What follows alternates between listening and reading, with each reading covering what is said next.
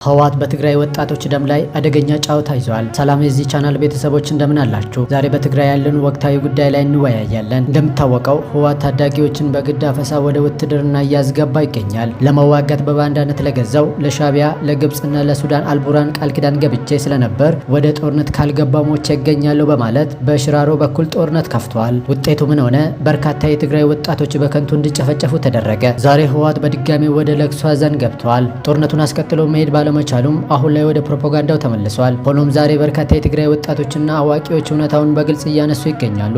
የትግራይ ክልል ዛሬ ወጣት አልባ ሆነዋል። የህወሓት የህዝብ ድጋፍ ዜሮ፣ ዓላማው ዜሮ ሆነዋል የሚሉ ድምጾች በስፋት ይሰማሉ። ይህ ድርጅት የሚያሳካው ምንም አይነት ትክክለኛ ዓላማ የለም። የሚገርመው ነገር የትግራይ ህዝብ ለዘመናት ጠላት ብሎ የፈረጀውን ሻቢያን ጨምሮ ውጫዊ ኃይሎችን በመጥራት የህዝብን ደም ለስልጣን ማራዘማ እየተጠቀመበት ይገኛል። ወጣቱን ከቤተሰቡ ነጥቆ ለከንቱ እልቂት እየዳረገ ያለው አካል ማህበራዊ መሰረቱን ሙሉ በሙሉ አጥቷል። የትግራይ ተወላጆችና አዋቂዎች በቴዲፍ ውስጥ ላሉ ለትግራይ ወጣቶች ያስቀመጡት መልእክትም በከንቱ አትሞቱ፣ የሌሎችን ስልጣን ጥቅም ለማርካት ህይወታችሁን አሳልፋችሁ አትስጡ፣ ነፍሰ በላ የሆነውን የትግራይ ህዝብ ዋና ጠላት የሆነውን እንዲሁም ሻቢያን ጋብዞ ዋጋ ሊያስከፍላችሁ የተዘጋጀውን ይህንን ቡድን ከጫንቃችሁ ላይ እንድታወርዱ አበክረን እናሳስባለን። የኢትዮጵያ ህዝብም ከጎናችሁ ነው። ከዚህ አጥፊና ራስ ወዳድ ቡድን መላቀቅ የሚቻለውን በጋራ በመቆም ነው ብለዋል። ሀሳባችሁን በኮመንት አስቀምጡልን። ለዚህ ቻናል አዲስ ከሆናችሁ ሰብስክራይብ በማድረግ ቤተሰብ ይሁኑ። መልካም ጊዜ ይሁንላችሁ።